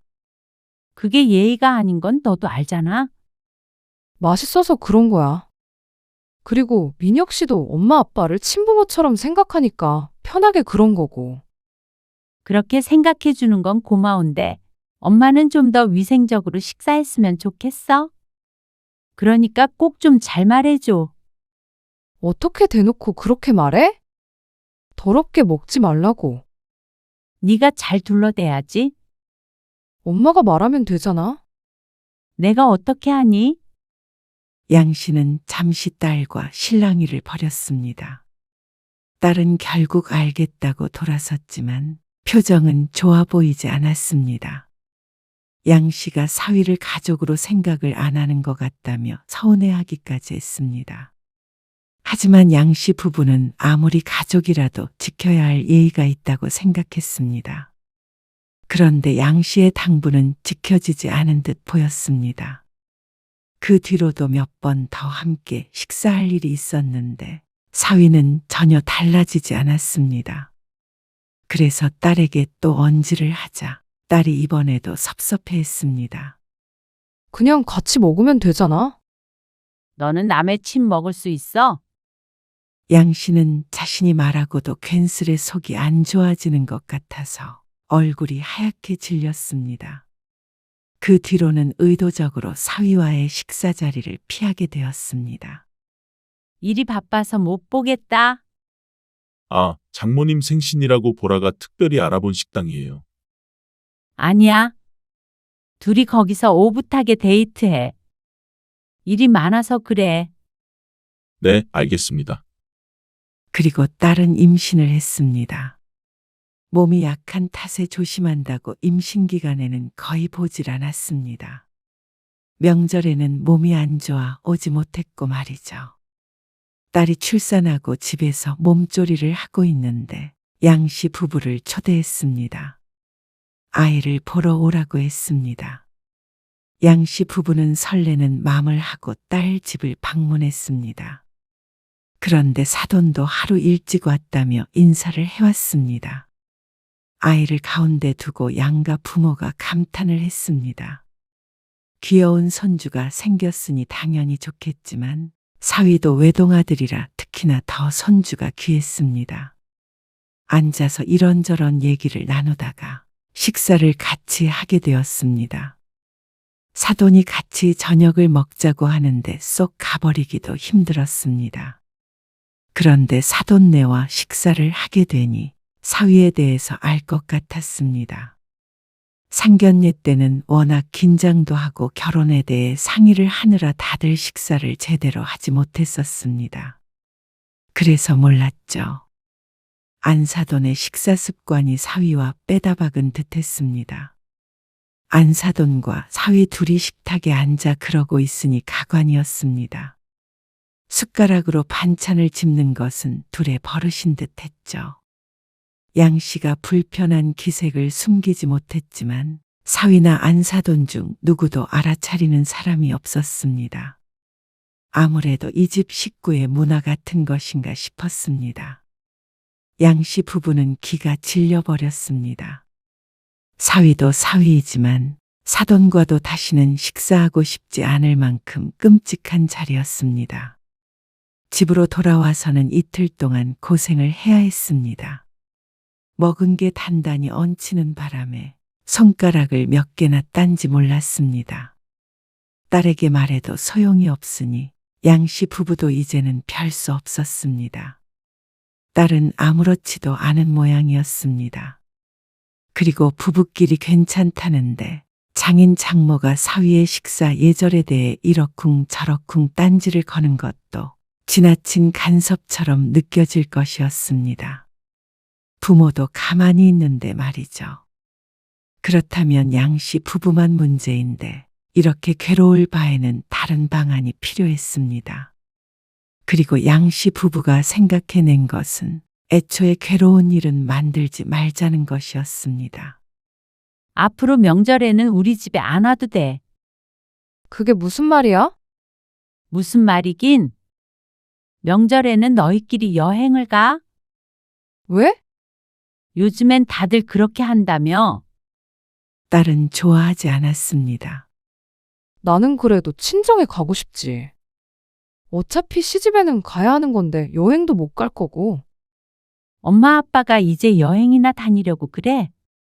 명절에. 그래? 왜 굳이 명절에 여행을 가? 그래도 하나밖에 없는 자식인데? 명절에라도 시간 많이 보내야 하는 거 아니야? 명절에 오지 말란 소리에 딸이 서운해했습니다. 만나더라도 그러면 카페에서 보자. 그러자 딸도 의아함을 느낀 듯 했습니다.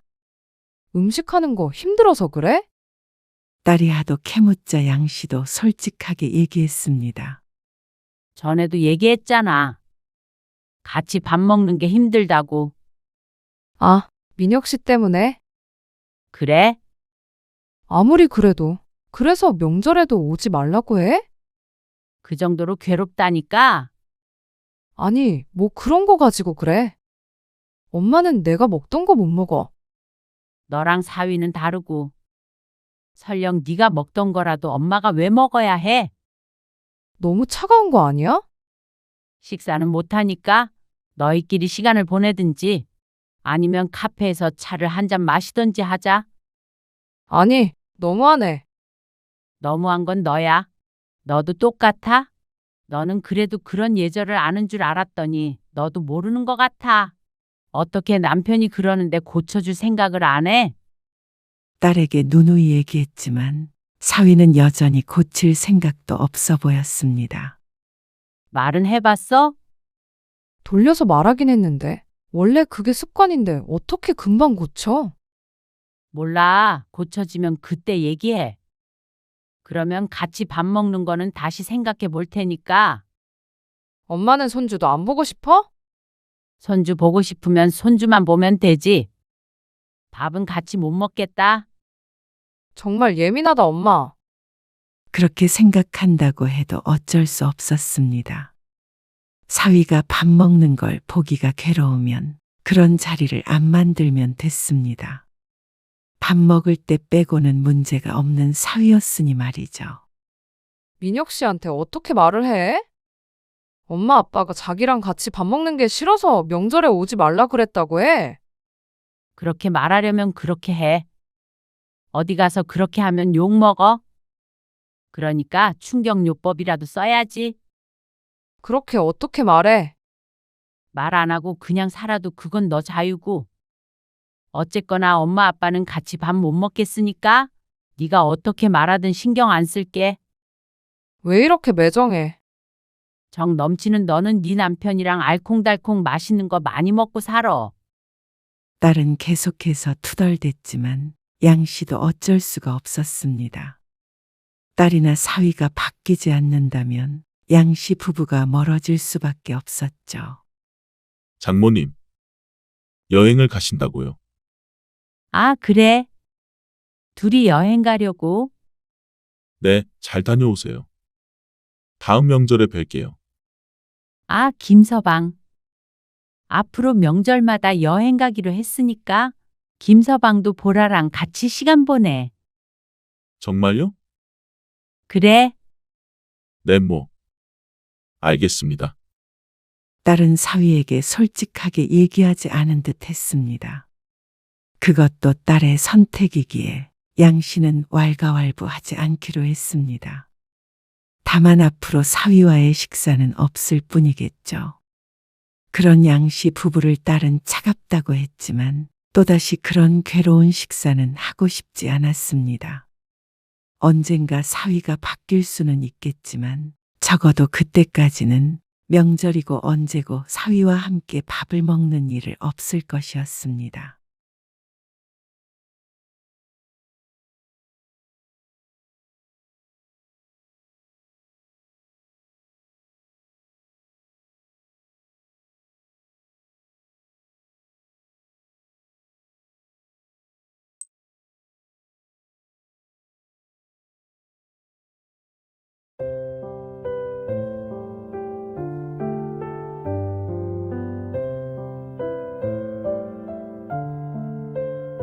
거기 이불 속에 있는 모양인데? 아, 여기 있었네. 이러니까 못 찾지. 이게 뭐야? 뭐가? 여기 화면 봐. 내가 뭐라고 저장돼 있는지. C자일 받지 마. 뭐 시자? 받지 마. 우리 전화 안 받겠다는 거야. 별나게도 지어놨네. 오늘 이야기 속 주인공은 62세 심수영 씨입니다. 그리고 그녀의 아들과 며느리에 관한 이야기이죠. 심 씨는 며느리를 친딸처럼 대한다거나 며느리가 자신을 친엄마처럼 대해주길 기대하지 않았습니다. 애초에 그게 될 거라고 생각하는 꿈에 부풀어 있는 심호도 아니었습니다. 그렇다고 해서 아들 며느리와 등을 지고 살 생각을 한 적은 단 한 번도 없었습니다. 판도라의 상자를 열기 전만 하더라도 말이죠. 우연히 보게 된 며느리의 휴대폰 화면. 거기에 자신이 어떻게 저장되어 있는지 알게 되니 며느리를 다시 보고 싶은 마음이 사라졌습니다. 호칭도 그렇고 전화를 받지 말라고 저장명에 해둔 걸 보면 어지간히 시집 식구가 싫은 모양이었습니다. 시집살이라도 시켰다면 억울함이 덜했을 텐데 심 씨는 며느리가 효도를 하길 바란 적도 없었고 얼굴을 보는 것도 명절 같은 때가 아니면 거의 없었습니다. 무엇 때문에 자신을 그런 식으로 저장했는지는 몰라도 한 가지는 분명했습니다. 며느리가 마음속으로 자신을 시어머니로서 대우하지 않는다는 걸 말이죠. 볼 때마다 휴대폰을 손에서 놓질 않아 몰랐는데 그 속에 이런 비밀이 있던 모양이었습니다. 누군가 볼 수 있는 이름이 그렇게 되어 있다면 아마 가족이나 친구와 심 씨에 대한 험담을 하고도 남을 것 같았습니다. 그렇게 시자가 싫다면 심 씨도 더 이상 며느리를 며느리로서 대접할 필요가 없었습니다. 아들 며느리에게 주었던 것도 도로 가져오면 그만이었습니다. 그게 설령 현재 살고 있는 집이라고 하더라도 말이죠. 심 씨는 아들만 하나 있었습니다. 30 중반인 아들은 3년 전에 3살 연하의 배우자를 만나 결혼을 했습니다. 1년 정도의 연애 끝에 결혼을 하겠다고 했을 때 심 씨도 남편도 반겼습니다. 조건 같은 거는 애초에 묻지도 않았습니다. 알아서 잘 선택했을 것이라고 생각했습니다. 그래서 상견례에서는 무척 당황할 수밖에 없었습니다. 심 씨 부부는 애초에 아들이 결혼할 때 따로 지원을 해줄 생각은 없었습니다. 남들보다 공부를 오래 시켰고 그만큼 뒷바라지를 해줬기 때문에 그 정도면 부모로서의 역할은 충분하다고 생각했습니다. 그래서 아들이 대학을 졸업하고 난 뒤로부터는 용돈을 준 적도 없었죠. 그리고 아들도 그걸 당연히 알고 있었고 납득했습니다. 그래서 결혼을 진행할 때 그 점은 충분히 설득이 된 줄 알았죠. 집이 없이 어디서 살아요? 그럼? 집 없이 살지는 않겠죠? 애들도 다 생각이 있겠죠? 저희는 그렇게 시집은 못 보내요. 네? 무척 공격적인 말투를 구사하는 안사돈 때문에 심 씨는 얼른 대답을 하지 못했습니다. 식사를 잘하다가 갑자기 결혼을 못 시키겠다는 소리를 들으니 당혹스러울 수밖에 없었습니다. 최소한 집은 있는 상태로 결혼을 해야죠.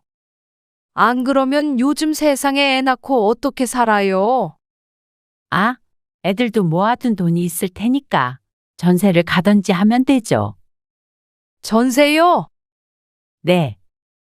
아니면 집을 사더라도 대출을 받고 나머지 부분은 애들 능력껏 하면 되니까요.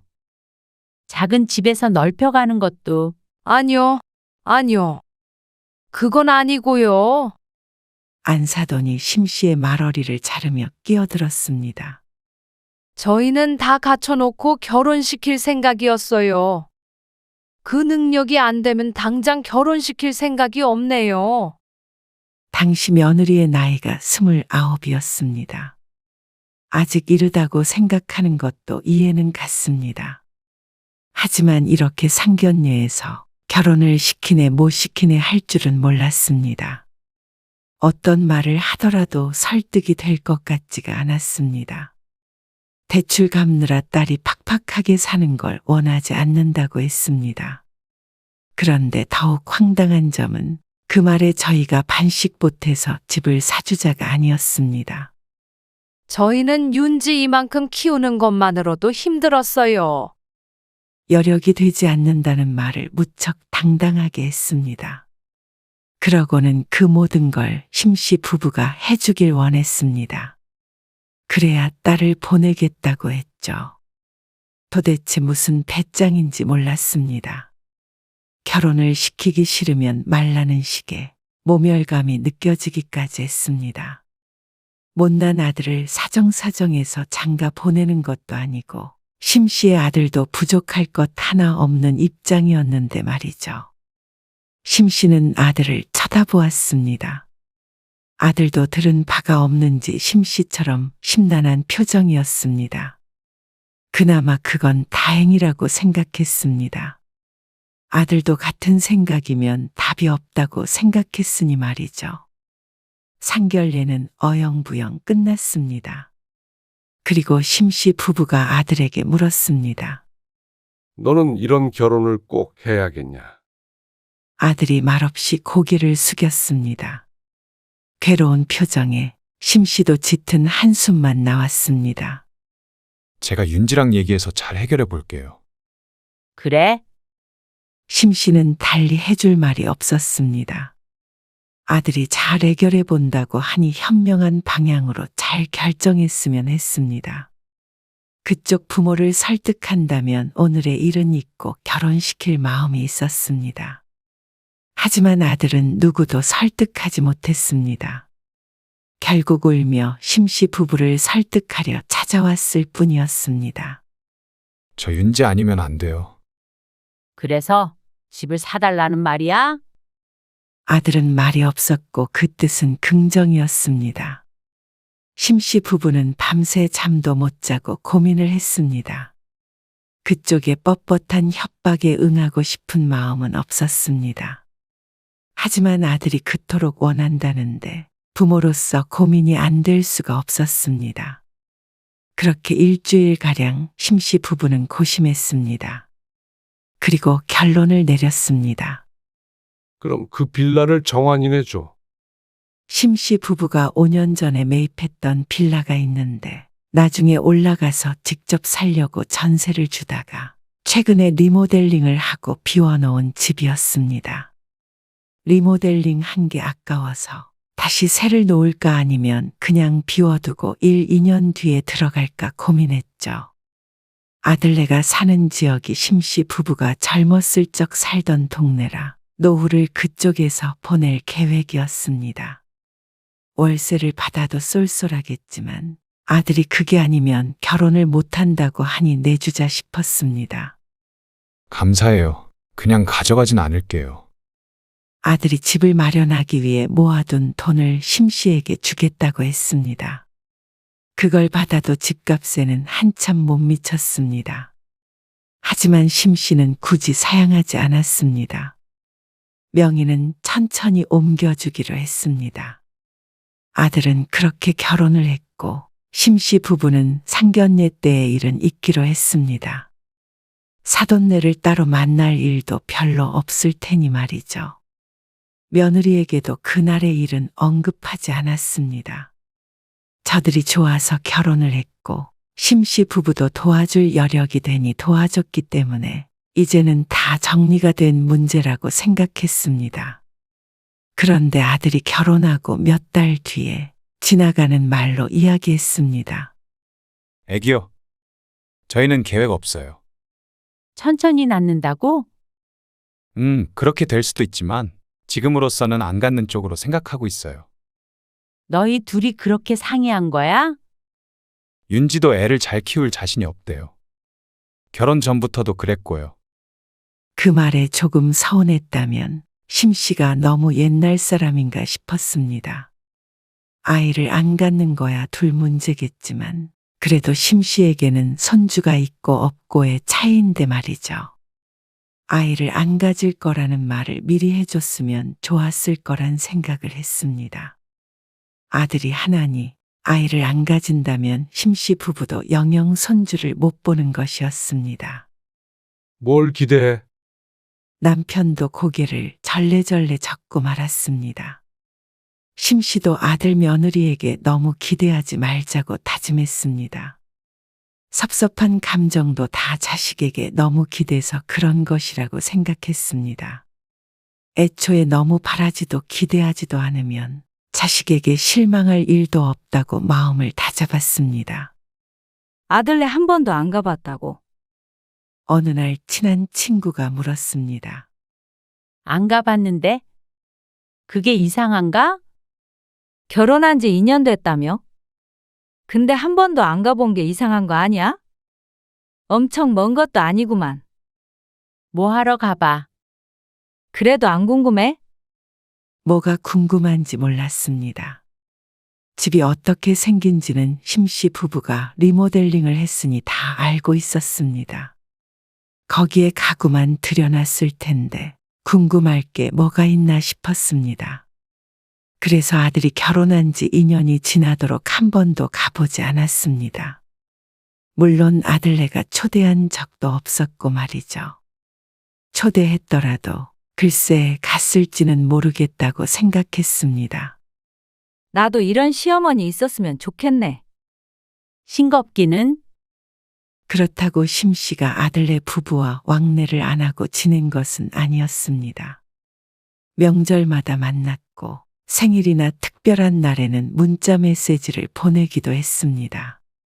남들처럼 한 달에 한두 번씩 만나고 그러지는 않았어도 하나밖에 없는 아들 며느리와는 나름대로 가깝게 지낸다고 생각했죠. 그러던 어느 날이었습니다. 아들이 해외로 길게 출장을 가게 되었습니다. 2주가량 미국에 머물렀는데 이렇게 길게 가는 건 또 처음이라 첫날에 아들과 통화를 하기도 했습니다. 아들이 출장을 간 지 일주일 정도 지났을 때쯤 남편이 심씨에게 물었습니다. 며느리한테 전화 한 통 해봐야 하는 거 아니야? 왜? 계속 혼자 있을 거 아니야. 시부모가 돼서 며느리 혼자 밥은 잘 챙겨 먹는지 물어봐야 되지 않나 싶어서. 보통은 안 그런가? 뭐? 남편이 며느리가 아니고 시어머니가 된 적도 없으니 이런 말을 하는 모양이었습니다. 며느리라면 이런 생각을 하지는 않을 테니 말이죠. 애도 아니고 혼자 잘 있겠지? 괜히 전화하면 더 불편해. 그래도 걱정되잖아. 정환이가 알아서 잘 챙기겠지 뭐. 심씨는 남편의 걱정에도 며느리에게 전화하지 않았습니다. 그동안 전화통화를 한 적도 거의 없고 용건이 있을 때 문자 메시지 몇 번 보냈던 게 다였습니다. 그런데 아들이 출장에 갔다고 며느리에게 전화하는 것도 조금 웃기지 않나 싶었죠. 그런데 이틀 뒤에 뉴스를 보고는 심 씨도 걱정을 안 할 수가 없었습니다. 어머나, 저기 정환이네 집 근처 아니야? 맞네. 뉴스에서 흘러나온 소식이 충격적이었습니다. 아들이 사는 동네에서 살인사건이 일어났는데 대낮에 흉기로 사람을 셋이나 찌르고 범인이 달아나 지금까지도 잡지 못했다는 말이었습니다. 그 부근에서 일면식도 없는 행인을 1시간 간격으로 공격했다는데 지금도 어디에선가 누군가를 위협하고 있을지도 몰랐습니다. 저걸 왜 못 잡아? 요즘 세상에 남편이 격앙된 목소리로 말했습니다. 순간 심씨 부부는 며느리가 떠올랐습니다. 범인이 다녀갔다는 마트가 며느리가 있는 빌라와 걸어서 불과 5분밖에 떨어지지 않은 곳이었기 때문이었습니다. 아주 잘 아는 동네였습니다. 며느리는 퇴근해서 집에 있을 시간이긴 한데 퇴근 시간에 별일이 없었는지 연락을 안 해볼 수가 없었습니다. 전화를 안 받아. 심 씨가 전화를 걸었지만 신호음이 길게 울렸습니다. 결국엔 끊어진 전화에 심 씨의 심장이 콩닥콩닥 뛰는 것 같았습니다. 다시 해봐. 남편의 성화에 다시 며느리의 번호를 눌렀지만 묵묵부답이었죠. 별일이야 있겠어. 그렇게 말하는 남편도 어쩐지 초조해 보이는 기색이었습니다. 그럴 가능성은 낮겠지만 나쁜 일이 늘 비켜가는 것은 아니기 때문이었습니다. 30분쯤 있다가 다시 걸어보았지만 며느리는 끝내 전화를 받지 않았습니다. 심 씨는 시계를 힐끔 보고는 아들에게 전화를 걸었습니다. 아직 새벽 시간이긴 하지만 그래도 걱정되는 마음에 가만히 있을 수 없었습니다. 정환이니? 넌 뉴스 못 봤지? 무슨 뉴스요? 아들은 그런 사건이 있었다는 사실조차 모르고 있었습니다.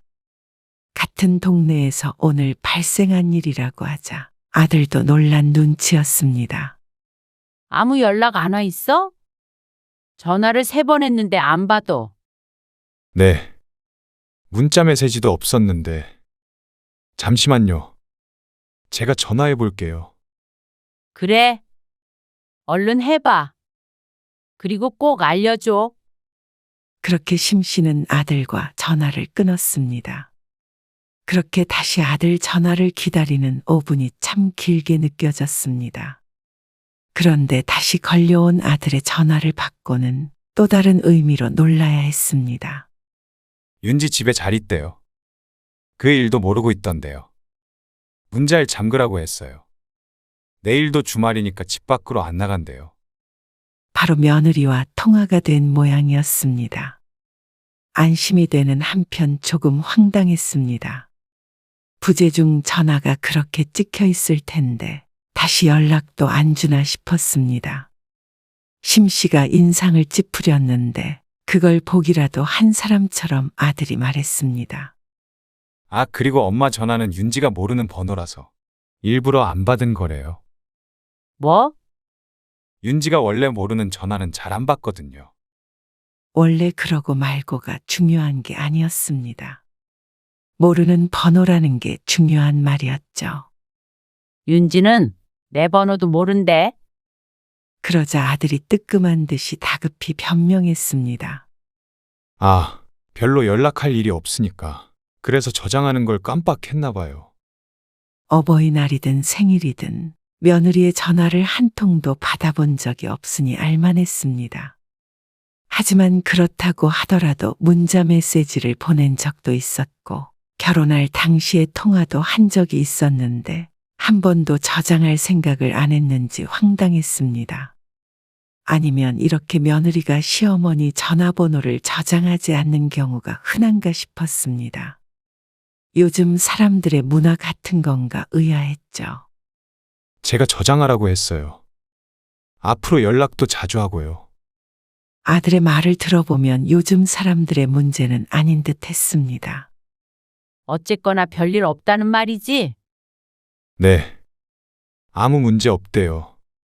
그래, 잡힐 때까지 어디 나가지 말고 조심하라고 그래. 그러고는 전화를 끊었지만 찜찜함만 남았습니다. 연락은 안 하더라도 예비로 저장은 해놓는 게 상식적이지 않은가 생각했습니다.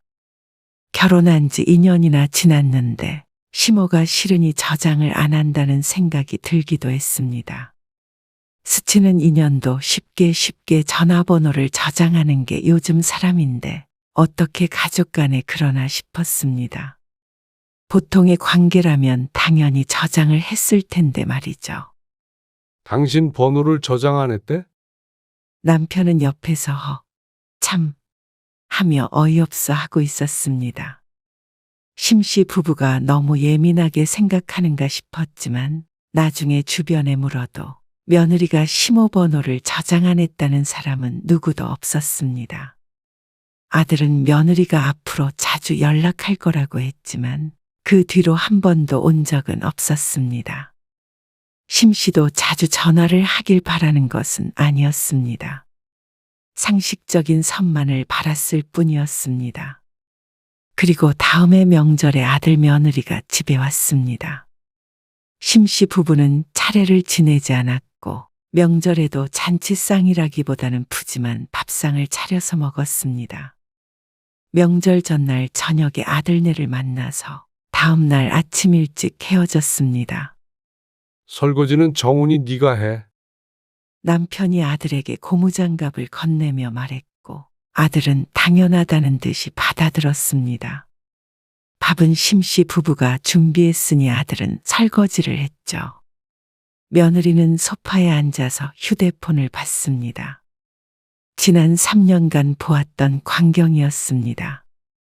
그래도 심씨는 며느리에게 일을 시킬 마음이 없었습니다. 며느리도 할 생각은 없어 보였지만 말이죠. 부엌에서 뒷정리를 하는데 설거지하던 아들이 말했습니다. 저희 아이를 가져볼까 해요. 그래? 네. 아무래도 하나는 있어야 할 것 같아서요. 그래. 너희가 알아서 잘하겠지? 심씨도 기대가 되긴 했습니다. 그래서 아들의 말에 웃음이 나왔습니다.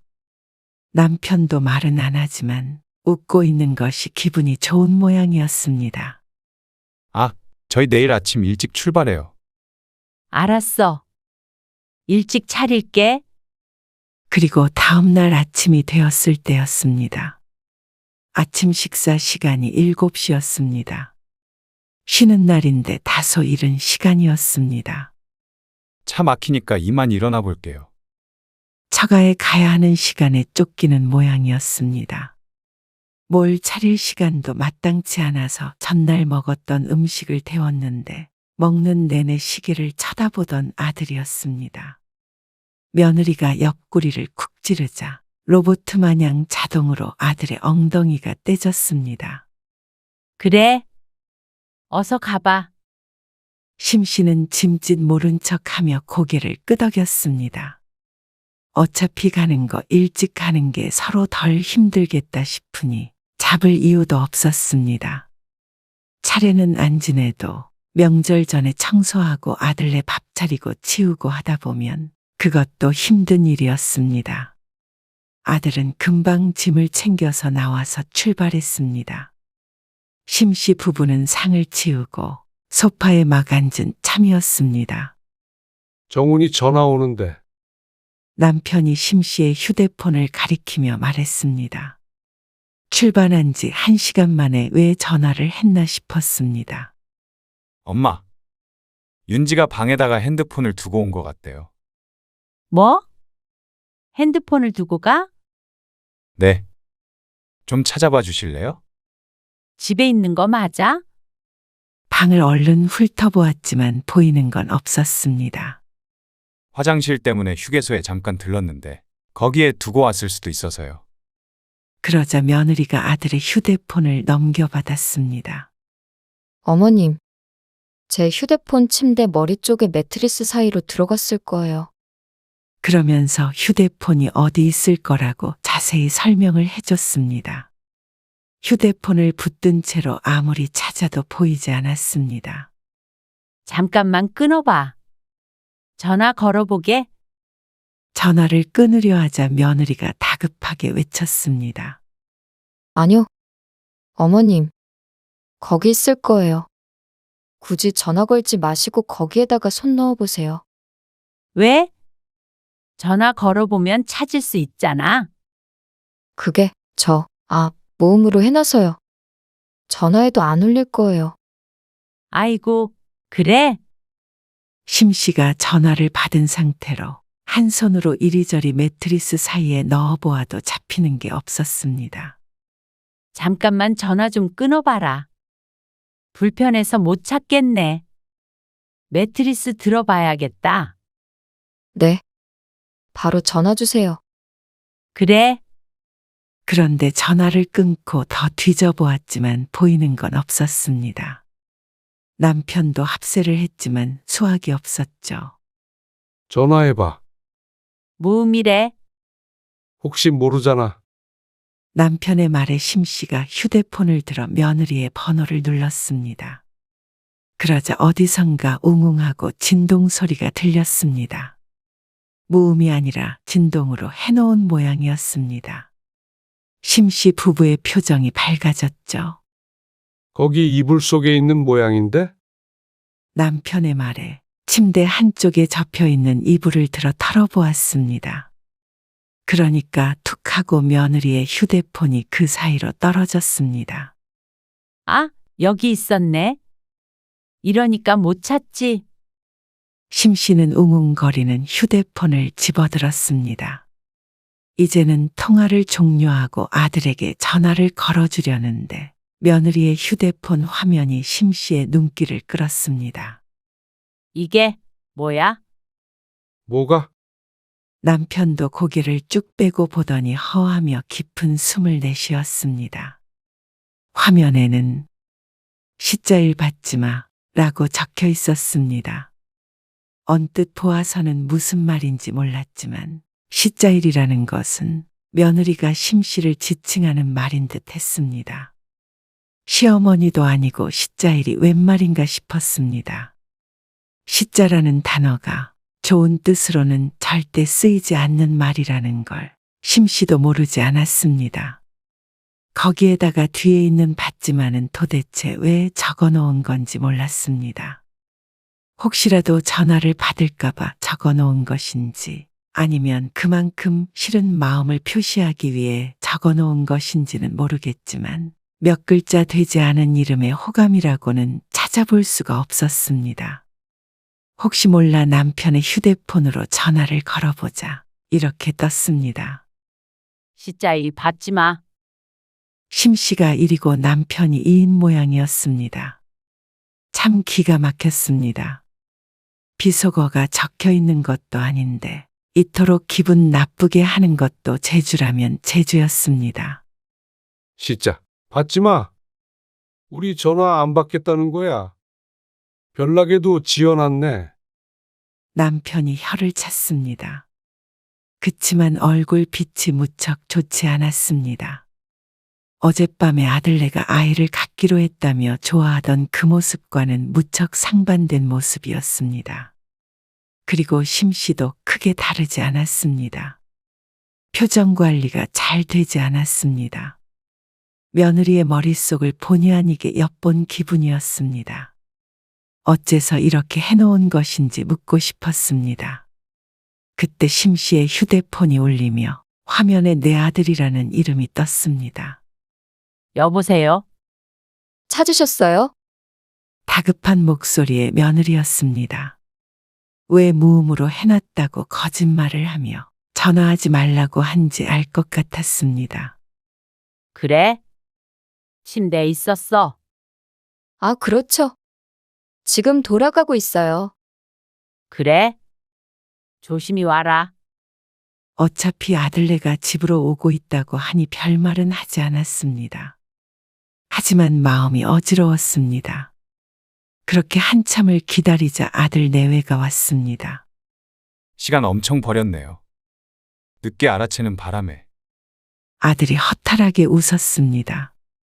그리고 그 옆에서 며느리가 휴대폰이 어디 있는지 두리번거리고 있었습니다. 자, 여기 있다. 며느리는 표정이 밝아져 손을 내밀었습니다. 심 씨는 그 손 위에 휴대폰을 주려다 말고 손을 잡아 뺐습니다. 아들 며느리가 어리둥절해 하는 사이에 심 씨는 자신의 휴대폰을 들어 며느리에게 전화를 걸었습니다. 그러자 며느리의 얼굴 빛이 하얘졌습니다. 아들은 이게 무슨 일인가 싶어 쳐다보다가 며느리의 휴대폰 화면을 발견했습니다. 그걸 뚫어져라 쳐다보더니 갑자기 고개를 휙 돌려 며느리를 쳐다보았죠.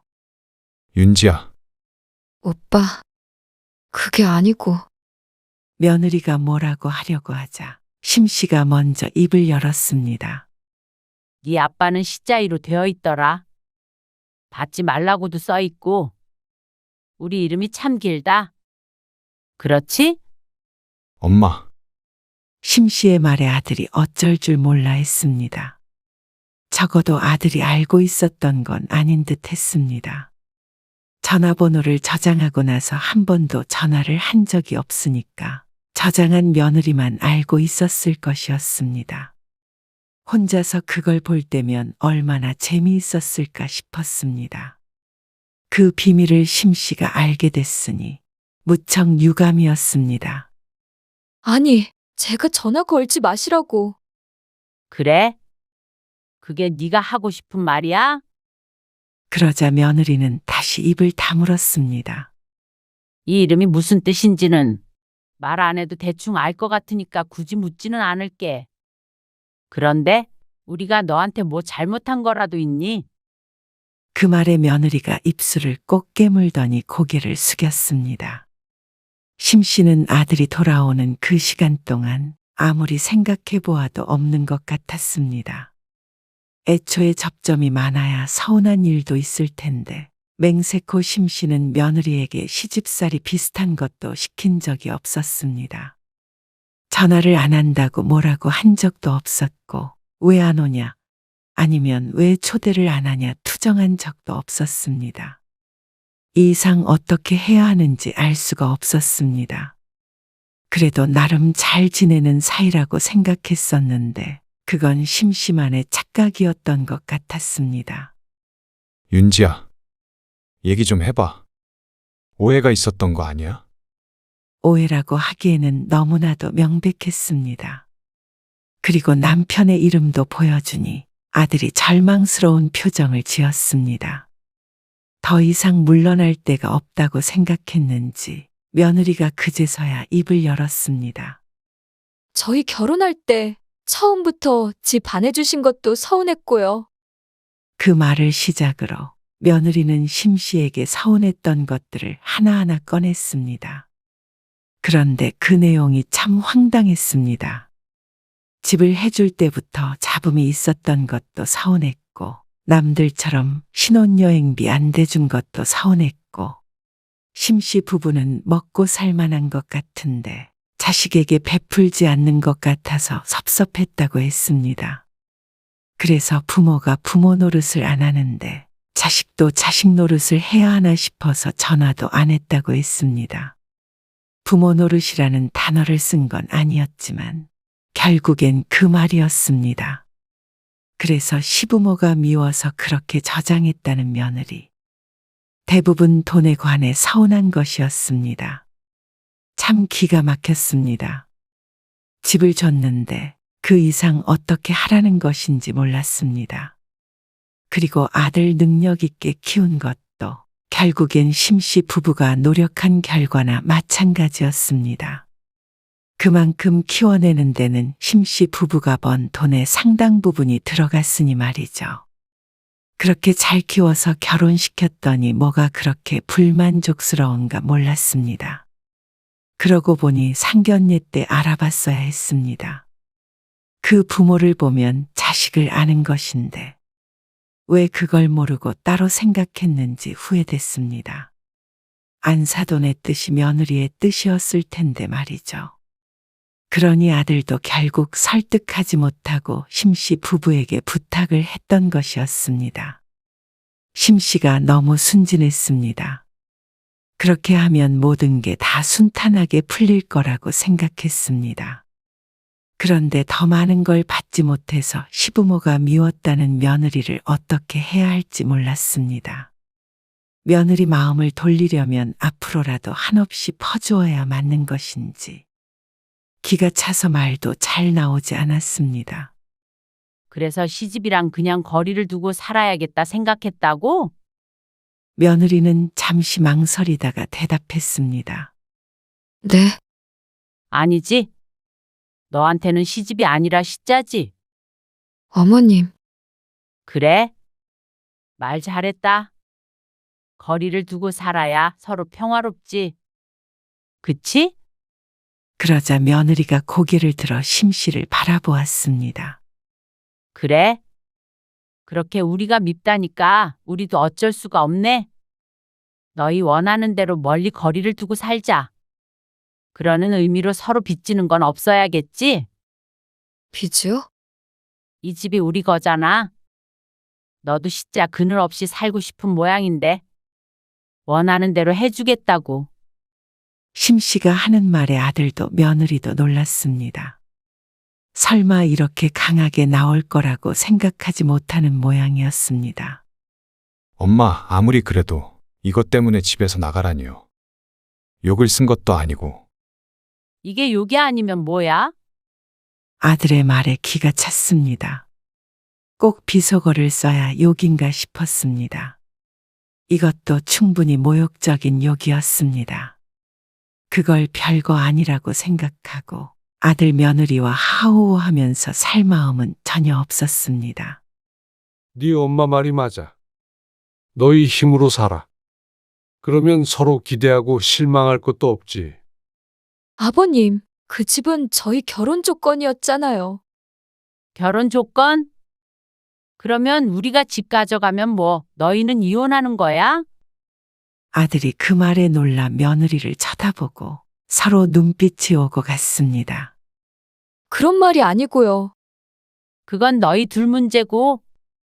그런 줄 알고 이만 핸드폰 가지고 가봐라. 심씨는 더 이상 아들 며느리를 보고 싶지 않았습니다. 아들도 무언가 말을 하려다 말고 나중에 연락을 하겠다며 며느리를 데리고 나갔습니다. 심씨 부부는 심란하긴 했지만 그렇다고 했던 말을 후회하진 않았습니다. 정말로 집을 가져올 생각이었습니다. 그런데 다음 날 밤 아들에게서 전화가 왔습니다. 죄송해요. 윤지랑은 말 잘했어요. 제가 잘 타일렀으니까 앞으로는 이런 일 없을 거예요. 타이르다니 뭘 타일렀다는 것인지 몰랐습니다. 집 문제는 없던 걸로 해주세요. 네가 타일러서 될 문제는 아니고 반성을 했든 안 했든 집은 비워줘. 직접 전화하는 것도 아니고 아들을 통해서 사과를 하는 것을 보니 어지간히 통화하기가 싫은가 보다 생각했습니다. 그러자 아들이 오히려 언성을 높였습니다. 아무리 그래도 주기로 했던 집을 가져가시는 건 아니죠. 그리고 제가 그냥 가져온 것도 아니고요. 돈 들였잖아요. 그거는 그대로 통장에 있으니까 다시 돌려줄게. 너희 살았던 3년치 월세는 제외하고. 뭐라고요? 아니, 애초에 결혼할 때 명의를 왜 안 바꿔주신 건데요? 집 맡겨놨니?